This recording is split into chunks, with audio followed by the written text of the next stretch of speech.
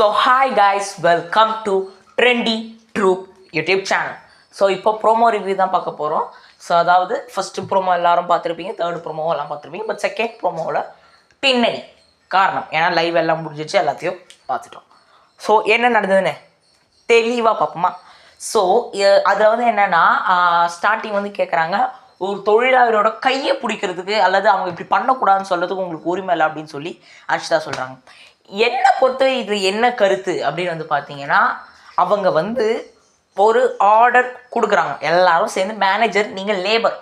So இப்போ நான் என்ன டிஸ்கிரிமினேட் பண்ணுறியா அப்படின்னு நீங்கள் கேட்கலாம்.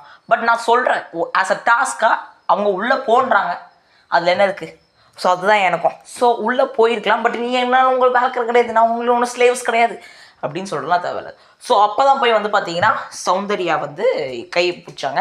சாரி, கையை பிடிக்கல, அம்பர்லாவை தான் எனக்கு வந்து தெளிவாக பிடிச்ச மாதிரி இருக்குது. பட் சில பேர் கை பிடிச்சாங்க அப்படின்றீங்க, but I don't know that clearly.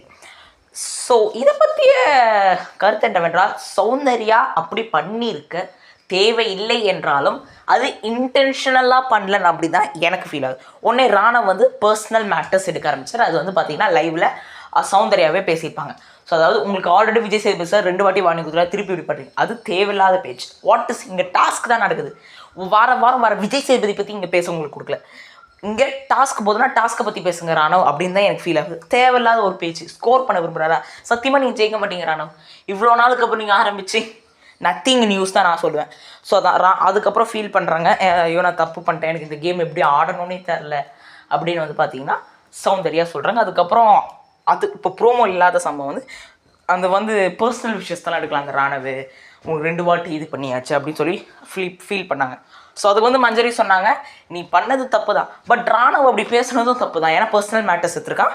So அதனால் மஞ்சரி சொன்னாங்க அவன் பண்ணதும் தப்பு தான் அப்படின்னு. ஸோ அதான் மஞ்சரி சொல்கிறதும் கரெக்டு தான். அவர் பர்சனல் விஷயம் எடுத்தது it is one of the biggest mistake, not biggest mistake அப்படின்னு தான் நான் சொல்லுவேன். ஸோ ஆதலால் இதை பற்றிய கருத்து எனக்கு கையை பிடிச்ச மாதிரி தான் இருந்தது. ஏன் அதுக்கான ஒரு எக்ஸ்ப்ளனேஷன் கொடுக்குறாங்க. அதுவும் லைவ் கையை பிடிச்சா அவன் நனைவா அல்லது அவளோட மைக்கு நனையும், ஸோ அதனால் உள்ளே போவா, அதுக்காக தான் நான் அம்பர்லாவை எடுத்தேன். இந்த எக்ஸ்ப்ளனேஷனாக போன வீடியோலும் கொடுத்துருந்தேன். ஸோ அதான் பேசிக்கான ஒரு இன்ஃபர்மேஷன். ஸோ அதுதான் நான் சொல்ல விரும்புகிறேன். ஸோ போன வீடியோ ஒரு 700+ வியூஸ் வந்துருக்கு. எங்கே இன்னும் கமெண்ட்ஸ் வரல, நம்ம பொறுத்து இருந்து பார்ப்போம். பட் அதான் பேசிக் நனைவா அந்த மைக்கு இது சொல்ல நனைவாங்க அப்படி, ஆனாலும் தான் உள்ள போனால் அந்த ரீசனை அப்படியே அவங்க வச்சாங்க. ஸோ இதுதான். ஸோ இந்த பேசிஸில் இந்த வாரம் எப்படி போக போகுது, இதை பற்றி நம்ம விஜய் சேதுபதி சார் அட்ரஸ் பண்ணுவாரா மாட்டாரா அப்படின்னு சொல்லி மறக்காமல் நீங்கள் கமெண்ட் பண்ணுங்கள். ஸோ இந்த வீடியோ பிடிச்சிருந்தா மறக்காமல் like, share, comment and subscribe பண்ணுங்கள். ஸோ நம்ம சேனலோட Instagram, Threads and X account open பண்ணியிருக்கோம். ஸோ மறக்காமல் அங்கேயும் போய் நம்ம உங்களோட சப்போர்ட்டை அங்கே போய் ஃபாலோவிங் மூலமாக காட்டுங்க. ஸோ அதுதான் எல்லாமே இந்த வாரம் எப்படி போகுதுன்னு மறக்காமல் கிளிக் பண்ணுங்கள். ஸோ இந்த வீடியோ பிடிச்சிருந்தா அது எல்லாத்தையும் சொன்னது பண்ணுங்கள். அடுத்த சூப்பரான சந்திப்போம். Bye guys.